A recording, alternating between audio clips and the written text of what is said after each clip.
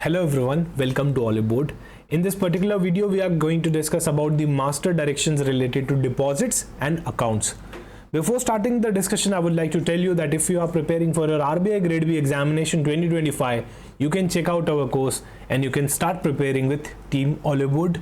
You can download our Oliboard application and you will get all the PDFs in downloaded versions. So you can download our application और वहाँ से आपको सारे YouTube sessions का PDF available हो जाएगा. You can also start practicing the previous year questions. So if I talk about this particular circular, this is related to deposits and accounts. It is broadly classified under three parts. Part 1, Part 2 and Part 3. Part 1 is basically related to foreign currency accounts by person resident in India. आप India के अंदर हो, you are a person resident in India, right और आपने एक foreign currency account चाहिए. आपको क्या चाहिए? एक फॉरेन करेंसी अकाउंट चाहिए. यार आप इंडिया में हो, आप फॉरेन करेंसी रखना चाहते हो, आपको एक फॉरेन करेंसी अकाउंट चाहिए होगा. ये है पार्ट 1. पार्ट 2 है accounts in India by a person resident outside India. मान लो मैं यूएसए में रहता हूं, I am a person resident outside India. मैं बाहर का पर्सन हूं, राइट, आउटसाइड. मुझे इंडिया में आईएनआर मेंटेन करना है, तो क्या लगेगा मुझ पे? पार्ट 2 लगेगा. और पार्ट 3 वॉस्त्रो अकाउंट है. जब वो पढ़ेंगे पार्ट 3 तभी आपको बता दूंगा वॉस्त्रो अकाउंट का क्या मतलब होता है. सही है. तो part 1 foreign currency account by a person resident in India. Part 2 account India में चाहिए और पर्सन कहाँ है? बाहर है. बाहर वाला कोई इंडिया में मेंटेन कर रहा है तो पार्ट 2 है. घर वाला मतलब इंडिया का कोई पर्सन कोई फॉरेन करेंसी अकाउंट होल्ड करना चाहता है तो पार्ट 1 लगेगा. और नॉस्ट्रो अकाउंट की बात पार्ट 3 में ही करेंगे.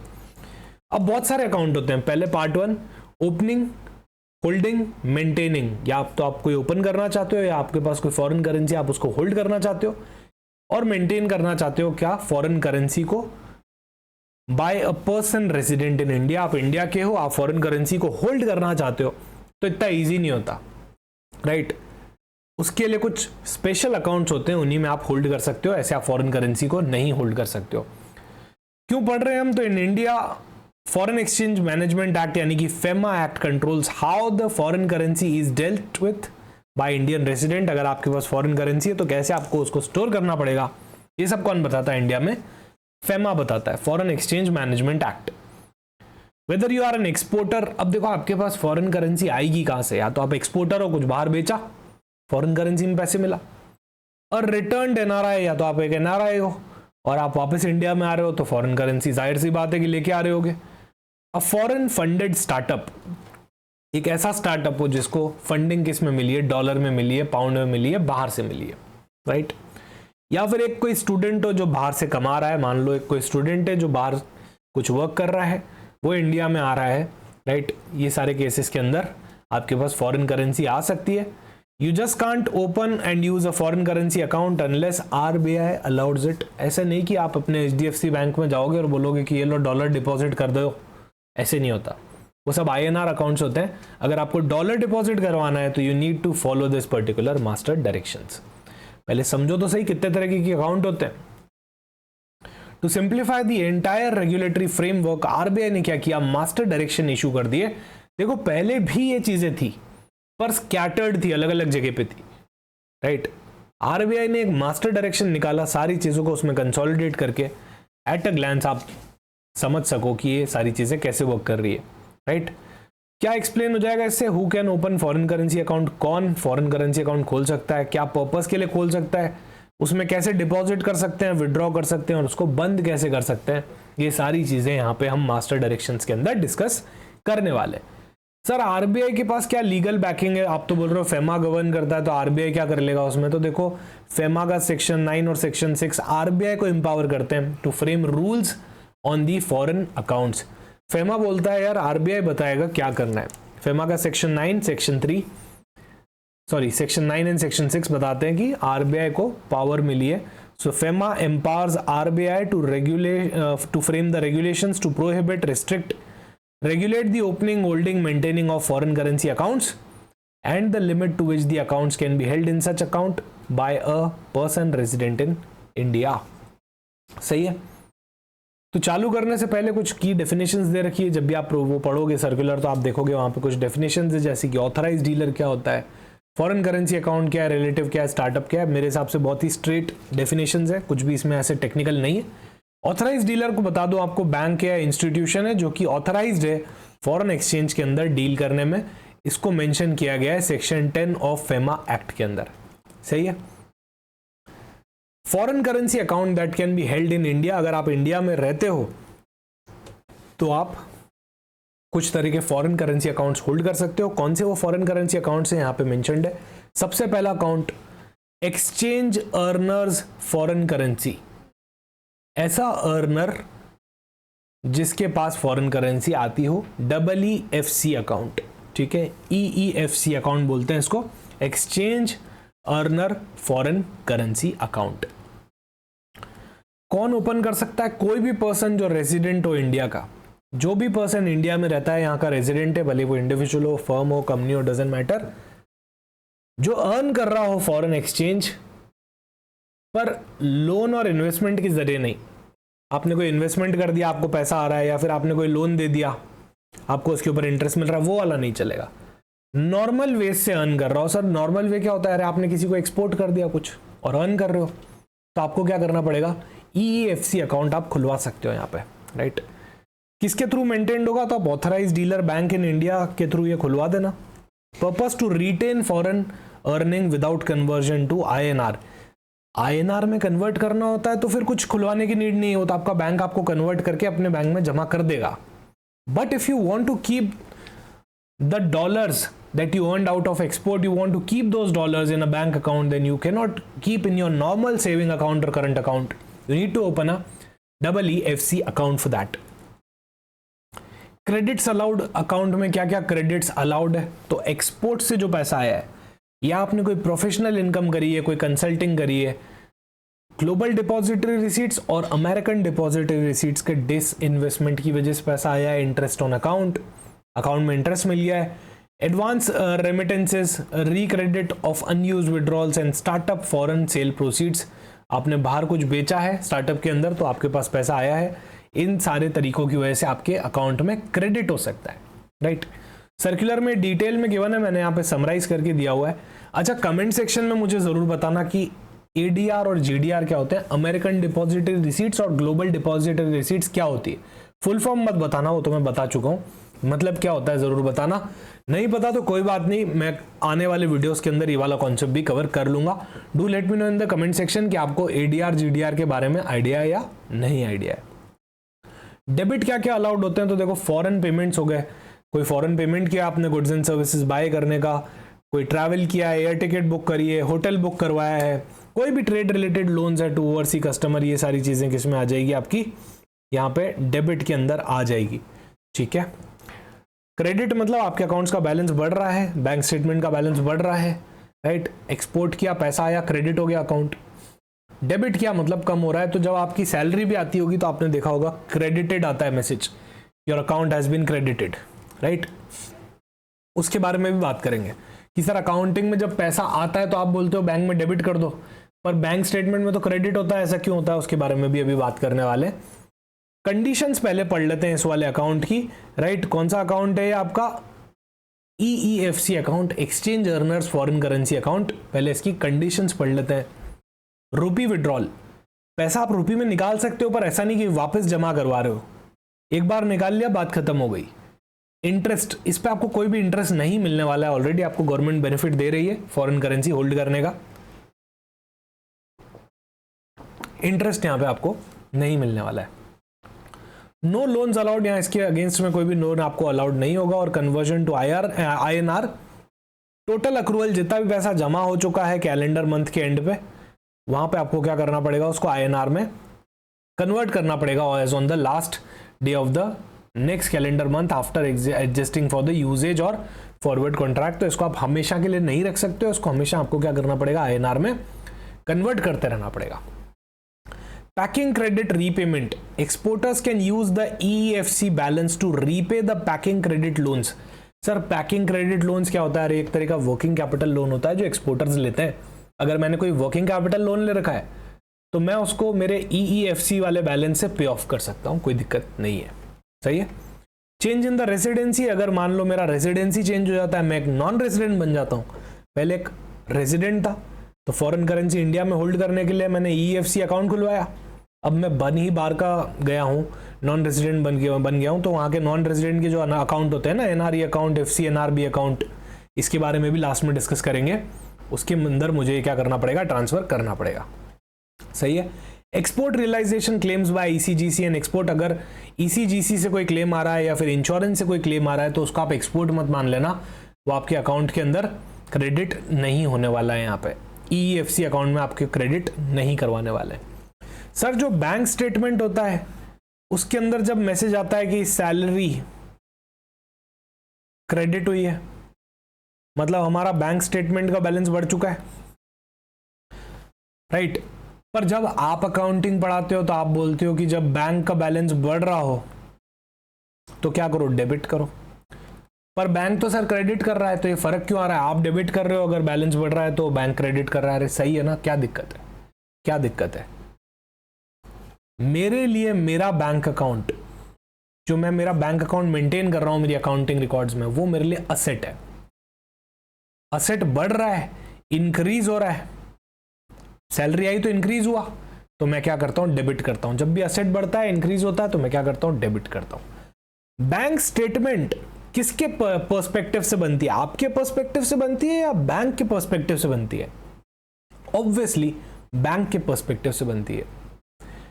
अकाउंट आपका है पर बना तो बैंक रहा है, तो बैंक का रिकॉर्ड है। तो bank statement for bank is not at all an asset, it's a deposit, and deposits are liabilities for a bank. तो जब आपकी सैलरी आई तो आपकी तो असेट बढ़ी, बैंक अकाउंट तो बढ़ा, पर बैंक की लायबिलिटी बढ़ गई ना, आपने और डिपॉजिट करवा दिया। मान लो 2 लाख रुपए की सैलरी आई आपके बैंक अकाउंट में, तो उससे आपने एक तरह से आपके बैंक अकाउंट में और डिपॉजिट करवा दिया, तो बैंक की तो लायबिलिटी बढ़ गई ना, इसीलिए वो क्रेडिट करता है। जब भी आप बैंक स्टेटमेंट देखोगे बैलेंस बढ़ेगा तो क्रेडिट होता है, तभी वहां पे लिखा हुआ था क्रेडिटेड डेबिटेड। एक्सपोर्ट हो रहा है, पैसा आ रहा है, पैसा आ रहा है तो कहाँ आएगा? आपके बैंक अकाउंट में आएगा, मतलब आपके बैंक के डिपॉजिट्स बढ़ गए, ये तो क्रेडिट हो गया, राइट। और जब आप अपना खुद का बैंक अकाउंट बनाते हो तो वहां पे डेबिट किया जाता है, क्योंकि एक असेट है आपके लिए और वो इंक्रीज हो रही है, और जब भी असेट्स इंक्रीज होती है हम क्या करते हैं? यहाँ पे डेबिट करते हैं।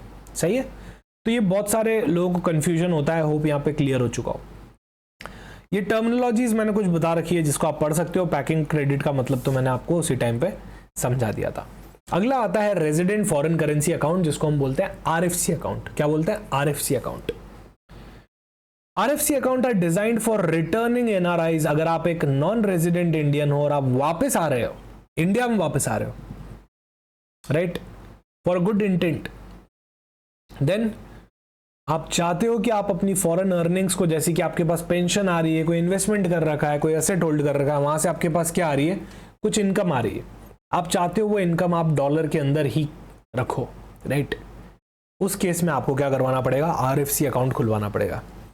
कौन खुलवा सकता है? Person which is resident in India is allowed to open RFC account if they receive or possess foreign exchange under the following condition। या तो पेंशन हो या सुपर एन्युएशन हो या कोई भी मॉनिटरी बेनिफिट हो। बाहर के एम्प्लॉयर से, मान लो मैं यूके में जॉब करता था, मैं वहां से रिटायर होके वापस आ गया, मुझे अभी भी पाउंड में पेंशन मिलती है, I can retain that pound in the RFC account. Converted asset, मान लो कोई असेट है जिसको मैंने इनहेरिट किया था, गिफ्ट में मुझे मिली थी यूके में, मैं अब उसको लेके आ रहा हूं, उस पैसे को लेके आ रहा हूं, तो मैं क्या कर सकता हूं? RFC अकाउंट में पाउंड में रख सकता हूं।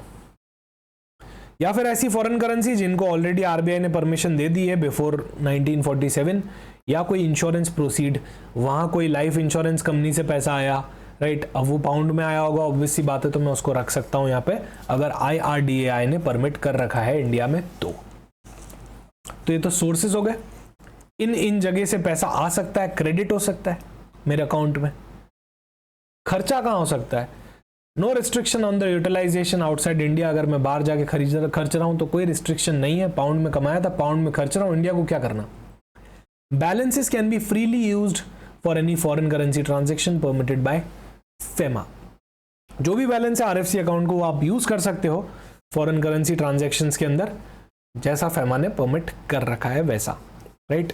अच्छा, जॉइंट होल्डिंग रख सकते हो आप, हो सकता है आप अपने रिलेटिव के साथ ही वाला अकाउंट होल्ड करते हो, पर जब तक आप हो तब तक आपका रिलेटिव कुछ नहीं कर सकता, आपके जाने के बाद ही वो ऑपरेट कर पाएगा, right.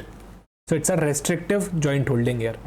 Conversion of other account, NRE account है, राइट, वहां का बैलेंस है, एफसीएनआर अकाउंट का बैलेंस है, उसको आप क्या कर सकते हो, आरएफसी में कन्वर्ट कर सकते हो। मान लो मैं पहले यूके रहता था तो मैंने इंडिया में एनआरई अकाउंट खुलवा रखा था, एफडी करवाने के लिए एफसीएनआर बी अकाउंट खुलवा रखा था, इनको मैं अब कन्वर्ट कर दूंगा किसमें, आरएफसी अकाउंट में, क्योंकि अब तो मैं एनआर रहा ही नहीं तो इन अकाउंट का क्या करूंगा, कन्वर्ट कर दूंगा, खत्म हो गई बात, right.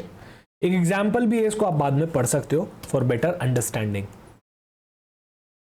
Resident foreign currency domestic account, तो एक और दूसरा अकाउंट होता है RFCD account. It's meant for resident individuals to temporarily retain small sum of foreign exchange received for legitimate purpose like travel, gift, honorariums, etc.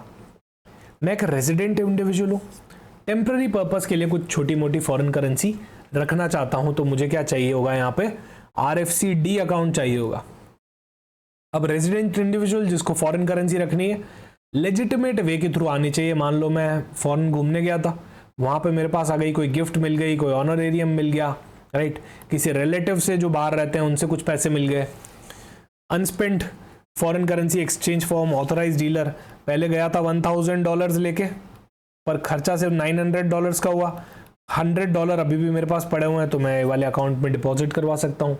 कोई disinvestment proceeds है GDR ADR का, वो मैं डाल सकता हूँ, और इंश्योरेंस पॉलिसी का पे आउट है फॉरेन करेंसी में, वो भी मैं इसके अंदर मेंटेन कर सकता हूँ। ये इसके कुछ क्रेडिट के सोर्स हैं, राइट, जिनको हम ऑलरेडी डिस्कस कर चुके हैं। मैं इनको टैबुलर फॉर्मेट में भी यहाँ पे दिया है ताकि आप फटाफट से इसको कवर कर पाओ। यूज कैसे करेंगे इसको सर, तो देखो, balances can be used for any capital और current account transaction under the FEMA के हिसाब से आप किसी भी ट्रांजैक्शन में यूज कर सकते हो। आईएनआर में कन्वर्ट करना पड़ेगा नेक्स्ट कैलेंडर मंथ के अंदर, अनलेस यूज्ड और कमिटेड, या तो खर्च दो, नहीं तो इसको आईएनआर में आपको कन्वर्ट करना पड़ेगा अगले मंथ में, सही है। कन्वर्जन का टाइमलाइन भी यहाँ पे गिवन है, मंथ एंड के अंदर आपको इसको कन्वर्ट करना पड़ता है। इफ रेजिडेंट बिकम्स एनआर, अगर आप एनआर बन गए तो फिर क्या करना पड़ेगा, आपका जो आरएफसीडी अकाउंट है, अब आप इसको नहीं रख सकते क्योंकि आप रेजिडेंट ही नहीं रहे, तो आप इसको या तो एनआरई में कन्वर्ट करवा लो, ये बिल्कुल अपोजिट हो रहा है, या फिर एफसीएनआर में कन्वर्ट करवा लो। जो हमने डिस्कस किया था थोड़ी देर पहले, उससे जस्ट अपोजिट हो रहा है। पहले मैं आर था, अब मैं क्या बन गया, नॉन रेजिडेंट बन गया, तो मैं आरएफसीडी अकाउंट नहीं होल्ड कर सकता, सही है।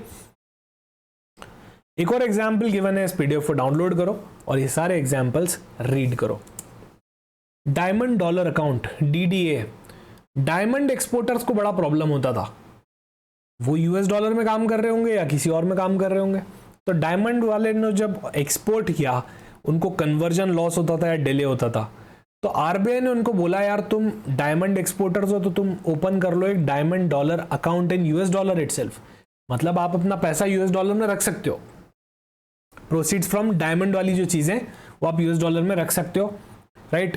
कौन कौन ओपन कर सकता है, तो ऐसी कंपनी और फर्म्स जो डील कर रही हैं रफ, कट या पॉलिश डायमंड्स के अंदर, जो एफटीपी यानी कि फॉरेन ट्रेड पॉलिसी के नॉर्म्स को कंप्लाई कर रही है, वहां पे एलिजिबल है, वो लोग ये होल्ड कर सकते हैं। Permitted credit, realisation of export proceeds from diamond, आप डायमंड बेच के पैसा कमाते हो, लोकल सेल्स कर रहे हो डायमंड की, वो भी इन यूएस डॉलर, तो भी आप वो डॉलर्स जो आपने कमाए हैं लोकल सेल्स में उनको भी आप इसमें रख सकते हो। Pre and post shipment finance availed in USD, अगर आपने कोई फाइनेंस ऑब्टेन किया है प्री शिपमेंट के लिए या पोस्ट शिपमेंट के लिए, उसको भी आप इसके अंदर रख सकते हो, राइट। परमिटेड डेबिट्स, तो पेमेंट परचेस के लिए, अगर आपने डायमंड्स बाहर खरीदे हैं, कोई पेमेंट किया है बिजनेस पर्पस के लिए, उन सब के लिए आप यहाँ पे क्रेडिट्स रख सकते हो। कुछ कंडीशंस गिवन है, इस पर कोई भी इंटरेस्ट नहीं मिलेगा, कन्वर्जन इस पर भी करना पड़ेगा, और maintained in the form of current account, क्योंकि एक तरह का बिजनेस अकाउंट है, आप यहाँ एक्सपोर्टर हो, सही है। फिर Indian agents of foreign airline, तो फॉरेन एयरलाइंस, मान लो कोई बाहर की एयरलाइंस है, उन्होंने अपने इंडियन एजेंट रख रखे हैं, तो अब क्या छोटे मोटे खर्चे करने के लिए आप क्या उनके लिए, उनको क्या सारा कैश ही रखना पड़ेगा क्या? नहीं, वो लोग डॉलर में खर्चा कर सकते हैं और अकाउंट भी मेंटेन कर सकते हैं, राइट। तो कुछ पेमेंट क्रेडिट्स दे रखी है यहाँ पे।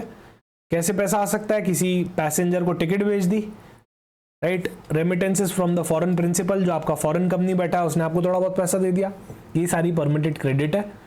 शिप मैनिंग और क्रू मैनेजिंग एजेंसी, आप सभी जानते हो शिपमेंट जो होते हैं वो इंटरनेशनली भी होते हैं इंडिया से, तो इस वजह से उनको भी ये चीज़ परमिटेड है, राइट। जैसा सेम एयरलाइंस का केस था वैसे भी शिप में भी यहाँ पे चीज़ें परमिटेड है। कंडीशंस यहाँ पे गिवन है। इन दोनों को EEFC अकाउंट नहीं मिलेगा, इनको लोन नहीं मिलेंगे इसके अगेंस्ट में। वैलिडिटी, जब तक इनका एग्रीमेंट वैलिड है तब तक ही अकाउंट वैलिड होगा, उसके बाद ये सब वैलिड नहीं होगा। बैंक को ऐसे डिपॉजिट्स के ऊपर CRR SLR मेंटेन करना पड़ेगा, ठीक है। Project offices of foreign companies, again कोई फॉरेन कंपनी है उसने अपना प्रोजेक्ट ऑफिस इंडिया में डाल दिया with the RBI approval and has a foreign currency contract, उनका कोई फॉरेन करेंसी कॉन्ट्रैक्ट भी है, राइट। तो उसके अंदर भी आपको यहाँ पे ये अकाउंट मेंटेन रखना पड़ेगा, राइट। एक प्रोजेक्ट का एक ही अकाउंट होना चाहिए। जैसे ही आपका प्रोजेक्ट कंप्लीट हो जाए उसको क्लोज कर दो, और इंटर प्रोजेक्ट ट्रांसफर अलाउड तभी होंगे जब RBI का आपको परमिशन यहाँ पे मिलेगा। Organiser of international seminar and conference, अगर आपने कोई इंटरनेशनल सेमिनार या कॉन्फ्रेंस ऑर्गेनाइज करवा दिया है तो आपको जो पैसा मिलेगा ऑब्वियसली डॉलर्स में मिलेंगे, राइट, या फॉरेन करेंसी में मिलेंगे। तो उस केस के अंदर भी आपको यहाँ पे टेम्पररी फॉरेन अकाउंट मिल जाएगा to manage the international conferences और कन्वेंशंस, राइट, पर रिस्ट्रिक्टेड वे में मिलेगा यहाँ पे। और जैसे ही वो इवेंट हो जाए वैसे ही आप उस अकाउंट को फटाफट से क्लोज करवा देना, because you are no more in the need of that account now. सही है। एक्सपोर्टर्स एग्जीक्यूटिंग ओवरसीज प्रोजेक्ट, तो ऐसा एक्सपोर्टर है जो अंडरटेक कर रहा है ओवरसीज कंस्ट्रक्शन कॉन्ट्रैक्ट को। मान लो मैं USA में जाके कुछ कंस्ट्रक्शन करवाने वाला हूँ, कोई बिल्डिंग कंस्ट्रक्शन करवाने वाला हूँ। एक्सपोर्ट ऑफ इंजीनियरिंग गुड्स या सर्विसेज ऑन डेफर्ड पेमेंट, मैं कोई इंजीनियरिंग गुड्स हैं सर्विसेज है उनको बेचना चाह रहा हूँ और बाद में मुझे उससे पैसे मिलने वाले हैं, तो भी मैं एक फॉरेन करेंसी अकाउंट ओपन करवा सकता हूँ इंडिया में with prior approval of FEMA export regulations, right. ऐसी यूनिट जो स्पेशल इकोनॉमिक जोन में है, तो इंडिया के अंदर ही बहुत सारे स्पेशल इकोनॉमिक जोन है, अगर उसमें आपने ओपन कर दिया है तो अभी आप क्या कर सकते हो, फॉरेन ट्रांजेक्शन्स कर सकते हो और अकाउंट अपना खुलवा सकते हो। ऐसी इंडियन कंपनीज जिनको फॉरेन डायरेक्ट इन्वेस्टमेंट मिल रहा है, राइट, अब ऑब्वियस सी बात है वो उनको फॉरेन डायरेक्ट इन्वेस्टमेंट मिल रहा है तो डॉलर्स में और पाउंड्स में मिल रहा होगा, तो ऐसे केस के अंदर वो क्या कर सकती है, फॉरेन करेंसी अकाउंट को खुलवा सकती है। Must close within 6 months after और after the usages whichever is earlier, या तो पैसा खत्म कर दिया आपने या फिर 6 महीने आपको हो गए हैं मिले हुए, वहां से विच एवर इज अर्लियर आपको अकाउंट क्या करना पड़ेगा, बंद करवाना पड़ेगा। इंश्योरेंस ब्रोकर्स, अब री इंश्योरेंस का काम होता है, कंपोजिट इंश्योरेंस का काम होता है, ऐसे ब्रोकर्स होते हैं, राइट, उनकी भी फॉरेन में डीलिंग होती है, तो वो लोग भी क्या कर सकते हैं, ऑर्डिनरी बिजनेस के अंदर ट्रांजेक्शन करने के लिए फॉरेन करेंसी अकाउंट यहाँ खुलवा सकते हैं। अब आता है foreign currency account that can be held outside India. मैं चाहता हूं एक ऐसा फॉरेन करेंसी अकाउंट हो जो कि इंडिया के बाहर रह सके, बाहर होल्ड किया जा सके। So although Indian residents can not directly just open a bank account in a foreign bank freely without the RBI permission, but there are some exceptions, जैसे कि बिजनेस ऑपरेशन है, आप पढ़ने बाहर गए हो, एम्प्लॉयमेंट के लिए गए हो, या एक्सपोर्ट रिलेटेड एक्टिविटीज है, तो ऐसे केस में ये चीजें की जा सकती है। तो यहाँ पे देखो सर्कुलर के अंदर तो पैरा बेस्ड में बहुत सारी चीजें हैं, यहाँ पे मैंने आपको समराइज्ड मैनर में सारी चीजें दे रखी है कि अगर आप एक ऑथराइज डीलर हो इंडिया में तो आप रख सकते हो बाहर फॉरेन ब्रांच के साथ पैसा। ब्रांच अब्रॉड इंडियन बैंक्स तो कंडक्टिंग फॉर ओवरसीज ऑपरेशंस के हिसाब से आप रख सकते हो। इंडियन शिपिंग कंपनी हो, एयरलाइन कंपनी हो, तो भी आप अपने फॉरेन ऑपरेशंस को मैनेज करने के लिए पैसा रख सकते हो किसी फॉरेन बैंक के पास। इंश्योरेंस री इंश्योरेंस बिजनेस में हो, इंडियन फर्म हो, कंपनीज हो जिनकी फॉरेन ब्रांचेस हैं, ऑब्वियसली आप अपने लोकल ट्रांजेक्शन्स के लिए उन फॉरेन ब्रांच के अंदर पैसा रखोगे। एक्सपोर्टर्स एग्जीक्यूटिंग ओवरसीज कॉन्ट्रैक्ट, तो अगर आप कोई बाहर का कॉन्ट्रैक्ट ले रहे हो, ऐसे केस में भी आप एक फॉरेन बैंक के साथ अकाउंट ओपन कर सकते हो। आप एक स्टूडेंट हो जो बाहर पढ़ने जा रहे हो, right, student abroad, so the resident Indian who has gone abroad for studies can open and operate a foreign currency account during stay. मान लो मैं यूएसए पढ़ने गया, तो मैं मेरा उस स्टे के दौरान तो ऑब्वियसली मुझे एक बैंक अकाउंट तो यूएसए में चाहिए ही होगा, तो मैं क्या कर सकता हूँ, खुलवा सकता हूँ एक फॉरेन ब्रांच के साथ, फॉरेन बैंक के साथ, राइट। ये सब किस में होता है, एलआरएस के तहत होता है, एलआरएस की लिमिटेशंस के अंदर होता है, which is liberalised remittance scheme. Indians visiting abroad, अगर कोई इंडियन है जो फॉरेन ट्रिप के लिए जा रहा है, राइट, वो भी फॉरेन करेंसी अकाउंट उस ड्यूरिंग द स्टे रख सकता है, और उसको क्या करना पड़ेगा, बैलेंस रिपेट्रिएट करना पड़ेगा इंडिया में जैसे ही उनका स्टे कंप्लीट हो जाता है। ऐसा नहीं कि आने के बाद भी वो कंटिन्यू रखते हैं। Participation in the foreign exhibition trade fair, अगर मान लो मैं टी शर्ट बनाता हूँ, मैं बाहर गया, यूएसए में गया, मैंने मेरा टी शर्ट्स का एक एग्जीबिशन लगाया, ट्रेड फेयर था, उसके पार्टिसिपेशन के लिए गया, तो मैं रख सकता हूँ सेल प्रोसीड्स जो भी मिल रही है उसको मैं मेरे फॉरेन करेंसी अकाउंट में रख सकता हूँ, पर must bring back the balance within 1 month of the closure of that event. आज इवेंट खत्म हो गया तो 1 महीने के अंदर अंदर पैसा इंडिया के अंदर आ जाना चाहिए, खत्म। Salary account for employees of foreign companies, तो अगर एक फॉरेन कंपनी का कोई एम्प्लॉई है वो अपना सैलरी अकाउंट वहां रख सकता है। कोई फॉरेन सिटीजन है जो इंडिया के अंदर आके काम कर रहा है, ऐसे बहुत सारे एग्जाम्पल्स है। कोई इंडियन सिटीजन है जिसको फॉरेन कंपनी ने एम्प्लॉय करा है, Indian foreign citizen employed directly by Indian company, they can again use the foreign currency account उनके सैलरी प्रोसीड्स के लिए। ओवरसी डायरेक्ट इन्वेस्टमेंट का केस हो, अंडर लिबरलाइज रेमिटेंस स्कीम के हिसाब से ये सारी चीजें की जा सकती हैं, राइट। जो परमिटेड रेगुलेशन है एलआरएस के अंदर, उसके अंदर आप ऑपरेट कर सकते हो।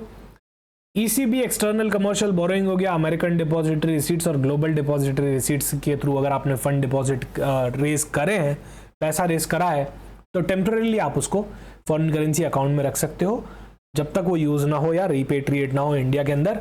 अच्छा, एडीआर जीडीआर क्या होते हैं जरूर मुझे बताना कमेंट सेक्शन के अंदर। स्टार्टअप्स विद ओवरसीज सब्सिडरी, ऐसी स्टार्टअप्स जिनकी बाहर भी सब्सिडरी कंपनी है, वो भी अपने सेल्स प्रोसीड्स को क्या कर सकती हैं, फॉरेन करेंसी अकाउंट के अंदर मेंटेन कर सकती है। एक्सपोर्टर, अभी वो एक्सपोर्ट जो है उनको जब भी पैसा मिल रहा है या फिर एडवांस रेमिटेंसेस है तो वो अपना फॉरेन करेंसी अकाउंट के अंदर ही यूज करेंगे। ऑब्वियसली बात है, कहाँ जाएगा पैसा वहीं जाएगा। और ये एक्सपोर्टर रिलेटेड जो यूटिलाइजेशन रूल है ना, ये अमेंडमेंट भी है, तो इसको आपको ध्यान से पढ़ना है यहाँ पे, राइट।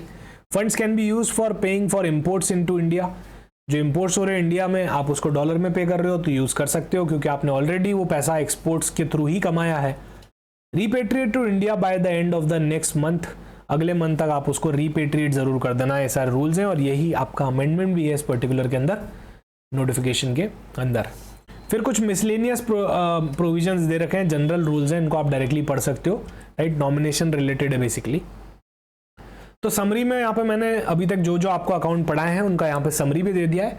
इसको आप आपके रिवीजन पर्पस के लिए यूज कर सकते हो ताकि आपको फटाफट से सारी चीजें ना देखनी पड़े, और जो जो पॉइंट आपको और रेलेवेंट लगता है आप इसको यहीं पे ऐड कर सकते हो, राइट। सारी चीजें यहाँ पे समरी में मैंने दे दी है। अगला आता है accounts in India by a person resident outside India. एक पर्सन है जो यूएस में रह रहा है, वो चाहता है कि मैं इंडिया के अंदर अकाउंट खुलवाऊं, तो पार्ट 2 में आना पड़ेगा। अकाउंट्स इन इंडिया, अकाउंट्स कहाँ है, इंडिया के अंदर है। By a person resident outside India, person कहाँ का है, यूएसए का है, राइट। तो पार्ट 2 लगेगा।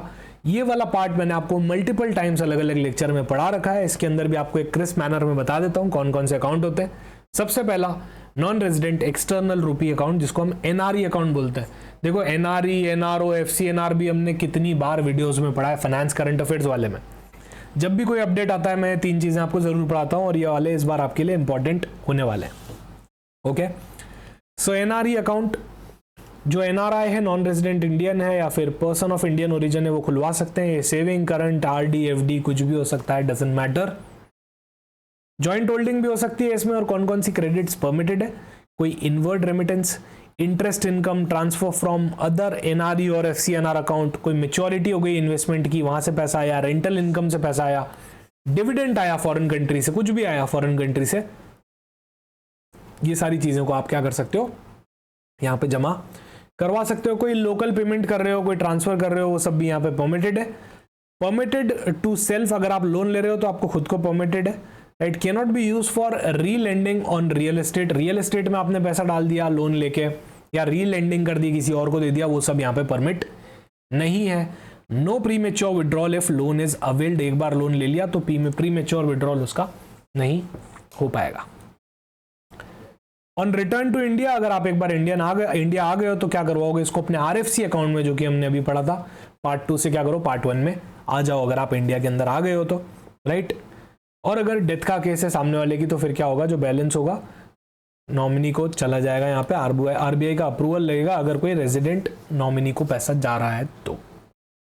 जो टैक्स यहाँ पे की बात करें तो जो भी इंटरेस्ट आप इस पे कमाते हो वो टैक्स फ्री होता है इंडिया के अंदर। FCNR-B अकाउंट, ये एक टर्म डिपॉजिट ओनली अकाउंट होता है, मतलब अगर आप एक NRI हो, बाहर रहते हो, नॉन रेजिडेंट हो, आप चाहते हो कि आप इंडिया में FD करवाओ, पर रिस्क क्या है कि आप FD जो करवाओगे तो डॉलर्स में करवाओगे, पाउंड्स में करवाओगे, तो अगर करेंसी फ्लक्चुएशन हो गया तो आप चाह रहे हो कि यार मैं INR में FD नहीं करवाऊं क्योंकि मैं बाहर रहता हूं, तो मैं डॉलर के अंदर ही FD करवाऊं। करवा सकते हो FCNR-B अकाउंट में आके, ये चीज भी अवेलेबल है, राइट। तो कोई भी फॉरेन करेंसी हो यहाँ पे आप उसके अंदर FD करवा सकते हो। There are some specified currencies that you guys are permitted to do fix deposit in. Tenure यहाँ पे रहता है 1 से बीच में 5 साल तक, 1 से 5 साल तक, 5 से ज्यादा नहीं हो सकता, 1 से कम नहीं हो सकता। सही है। सो ये सारी यहाँ पे कंडीशंस है। अगर आप वापस इंडिया में आ जाओगे तो अगेन आपको RFC अकाउंट के अंदर ट्रांसफर इसका करवाना पड़ेगा। इसका इंटरेस्ट भी टैक्स फ्री होता है इंडिया के अंदर। ये पर्टिकुलर अकाउंट तो हमने मल्टीपल टाइम्स डिस्कस किया है। मार्च 2025 तक RBI ने इसके ऊपर इंटरेस्ट रेट हाइक्स भी किए थे ताकि वो क्या कर पाए, फॉरेन करेंसी को बढ़ा पाए।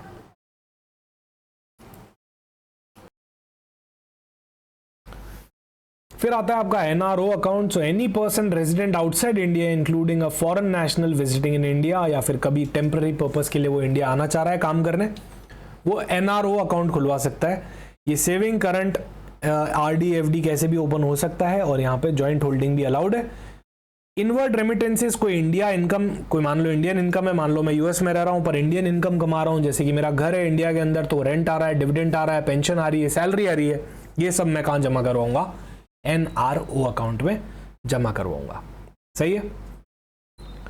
लोकल पेमेंट्स इससे मैं कर सकता हूं, और रिपेट्रिएशन ऑफ करंट इनकम कर सकता हूं अप टू $1 मिलियन पर फिस्कल ईयर, राइट। ये यहां पे लिमिट्स भी गिवन है। Special non resident rupee account SNRR की बात हो रही है। ये पर्टिकुलर अकाउंट कौन खुलवा सकता है, तो any non resident having business interest in India, ऐसा NR जिसका कोई इंडिया में बिजनेस इंटरेस्ट है।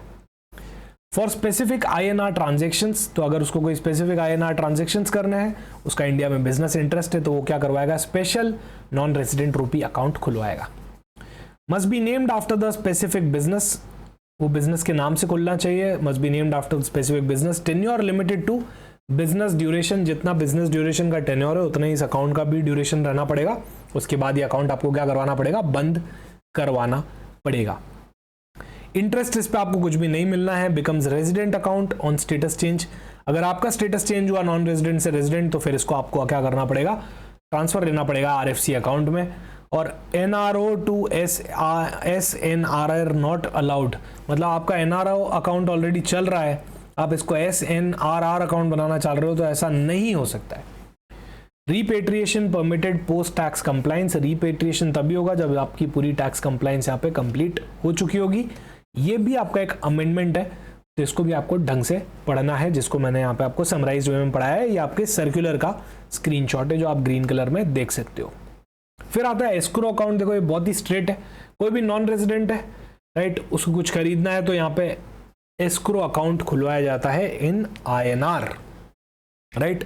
FPI ट्रांजेक्शन हो रहा है, FDI ट्रांजेक्शन हो रहा है, सब किसके थ्रू होते हैं, एस्क्रो के थ्रू होते हैं। और ये ऑथराइज्ड डीलर करता है जो कि एस्क्रो एजेंट भी होता है, right. Deposits by NRI PIO with Indian companies, अगर डिपॉजिट्स NRI PIO रखना चाहते हैं इंडियन कंपनीज के अंदर, right, so Indian companies including NBFCs can not accept fresh deposits from NRI और PIO on repatriation basis, allowed only for existing deposits if originally accepted under Schedule 6। तो Schedule 6 के अंदर जो आ रहा है वही यहाँ पे allowed है, बाकी नहीं परमिटेड है। फिर उसके बाद कुछ नॉमिनी रिलेटेड रूल्स हैं जो आप खुद से पढ़ सकते हो, बहुत ही स्ट्रेट रूल्स हैं, और मैंने इनको आपको समरी फॉर्मेट में कवर कर दिया है ताकि आपको यहाँ पे कोई भी चैलेंज नहीं आए। Part 3, provisions pertaining to vostro account. देखो नॉस्ट्रो, वोस्ट्रो, लॉरो, ये 3 कॉन्सेप्ट होते हैं अकाउंट्स के। वोस्ट्रो अकाउंट क्या होता है? तो in banking terminology vostro account refers to the account that a foreign bank, एक फॉरेन बैंक है,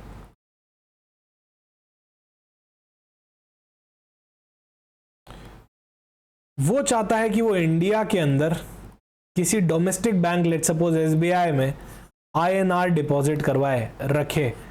तो फ्रॉम एसबीआई पर्सपेक्टिव ये क्या है? वोस्ट्रो अकाउंट है, वोस्ट्रो अकाउंट है। उनका बैंक अकाउंट, फॉरेनर्स का बैंक अकाउंट हमारे इंडिया के अंदर, इंडिया के डोमेस्टिक ब्रांच के अंदर, राइट। तो इससे रिलेटेड भी यहाँ पे चीजें आई है, आपके सर्कुलर में कवर्ड है। Authorise dealer category 1 bank in India में ओपन, सो एडी कैटेगरी 1 जो है वो ओपन कर सकता है, मेंटेन कर सकता है non interest bearing rupee vostro account, कोई भी इंटरेस्ट नहीं मिलने वाला, this is a non interest bearing account in the name of the overseas branches और correspondent bank without the RBI का अप्रूवल। तो मान लो कोई हमारे इंडियन बैंक की कोई ओवरसीज ब्रांच है तो उसका अकाउंट हम यहाँ खोल सकते हैं। कोई भी बाहर की ब्रांचेस हैं, फॉरेन बैंक्स की, करस्पॉन्डेंट बैंक्स की, हम उनका अकाउंट यहाँ खोल सकते हैं। This will be non interest bearing vostro account. कुछ एक्सेप्शन भी यहाँ पे गिवन है, राइट। तो अगर कोई पाकिस्तान से रिलेटेड बैंक है जो कि पाकिस्तान के बाहर काम कर रहा है, वो हमारे यहाँ वोस्ट्रो अकाउंट खुलवाना चाह रहा है, तो ऐसे केस में आरबीआई का अप्रूवल मैंडेटरी हो गया है। सही है। सो यहाँ पे कुछ आपके की फीचर्स भी गिवन है। यहाँ पे डेबिट्स और क्रेडिट किन किन के होने वाले हैं, और ऑथराइज कैटेगरी 1 बैंक में purchase the foreign currency from the overseas branches at an ongoing market rate to fund these accounts. AD1 category क्या कर सकती है? फॉरेन करेंसी इनसे परचेज कर सकती है ताकि इनको रुपी मिल जाए और ये रुपी डिपॉजिट यहाँ पे करवा पाए। ओके, ये सारे ट्रांजेक्शन्स क्लोजली मॉनिटर होंगे। कुछ चीजें प्रोहिबिटेड है। Forward purchase sale of foreign currency against INR, ये जो अकाउंट्स हैं इनके थ्रू फॉरेन डीलर जो है, बेसिकली फॉरेन ब्रांचेस जो हैं जिनका ये अकाउंट खुला है, वो INR के अंदर ट्रेडिंग ना चालू कर दें फॉरवर्ड परचेज और सेल कॉन्ट्रैक्ट की, वो चीजें यहाँ पे नहीं अलाउड है। ऑफरिंग 2-वे INR quotes to non resident banks. 2-वे कोड मतलब बिड भी दे दिया, बाय भी दे दिया और सेल भी दे दिया, बिड आस्क बोलते हैं इसको, है ना। बाय सेल कोड्स नहीं दे सकते आप नॉन रेजिडेंट बैंक्स को कि चलो ठीक है रुपी खरीदना है इतने पे खरीद लो, रुपी बेचना है इतने पे खरीद लो। भाई रुपी को बेचना और खरीदना तुम्हारा काम नहीं है। ये चीजें यहाँ पे प्रोहिबिटेड है, और ये चीजें यहाँ पे प्रोहिबिटेड है। ट्रांसफर फ्रॉम अदर अकाउंट्स, यहाँ पे दूसरे अकाउंट से भी पैसे ट्रांसफर किए जा सकते हैं। Conversion of rupee into foreign currency, so balance in rupee account में be freely converted into foreign currency. जो भी पैसा आपका रुपी अकाउंट में पड़ा है उसको आप फॉरेन करेंसी में फ्रीली कन्वर्ट करवा सकते हो, कोई भी रिस्ट्रिक्शन यहाँ पे नहीं है। Okay, overdraft to oversea branches and corresponding, तो यहाँ पे एडी कैटेगरी 1 बैंक्स जो हैं वो क्या कर सकते हैं? टेम्पररी ओवरड्राफ्ट फैसिलिटी भी दे सकते हैं, पर maximum up to 5 crore rupee in aggregate across all the branches. Overdraft must be adjusted within 5 working days, तो 5 दिन के अंदर अंदर आपको ये फैसिलिटी एडजस्ट करनी पड़ेगी, उससे ज्यादा आप नहीं दे सकते ओवरड्राफ्ट। अगर एडजस्ट नहीं किया तो रिपोर्ट सबमिट करनी पड़ेगी आरबीआई को 15 दिन के अंदर कि क्यों एडजस्ट नहीं किया। लार्जर और long term credit facility require RBI approval, अगर आप कोई लॉन्ग टर्म फैसिलिटी दे रहे हो, देखो 5 दिन का ही ओडी यहाँ पे परमिटेड है, उससे ज्यादा आपको देना है तो फिर आपको यहाँ पे आरबीआई के पास अप्रूवल लेना पड़ेगा। आरबीआई को आपको यहाँ पे प्रॉपर रिपोर्टिंग करनी पड़ेगी। और special rupee vostro account for trade, ये special rupee vostro account for trade भी ओपन किया जा सकता है for settlement of international trade transactions, जो कि यहाँ पे इस मास्टर डायरेक्शन के अंदर गिवन है, राइट। उसके बाद एक और चीज जो आपको पता होना चाहिए यहाँ पे कि रुपी वोस्ट्रो अकाउंट के रिलेटेड ही बात हो रही है अभी आपकी। For trades related remittances a transaction cap of 15 lakh per transaction is impose, तो अगर कोई ट्रेड रिलेटेड रेमिटेंसेज आ रहे हैं तो 15 लाख का यहाँ पे ट्रांजेक्शन लिमिट है जो लगा दिया गया है। और अभी तक जो हमने पढ़ा पार्ट 3 के बारे में, देखो पार्ट 1 का समरी भी मैंने आपको दे दिया, पार्ट 2 का भी दे दिया है, ये आपका पार्ट 3 का और पार्ट 2 का मिक्स में समरी है। जो रुपी वोस्ट्रो अकाउंट हमने पढ़ा, स्पेशल रुपी वोस्ट्रो अकाउंट और एक्सचेंज हाउस वोस्ट्रो, जिसके ऊपर 15 लाख की यहाँ पे कैप लगी है, ये उसका समरी है। तो सारी चीजें आपको यहाँ पे सर्कुलर मैनर में और समरी मैनर के अंदर भी कवर करवा दी गई है। आने वाले किसी वीडियो में मैं आपको इसके एमसीक्यूज भी करवाने वाला हूँ, राइट। सो इसको अच्छे से कंप्लीट कर लीजिएगा, और आरबीआई सर्कुलर्स के अंदर भी हम इसको वापस रिकैप करेंगे। So thank you so much guys. Hope to see you soon in the next lecture. Bye bye. Take care.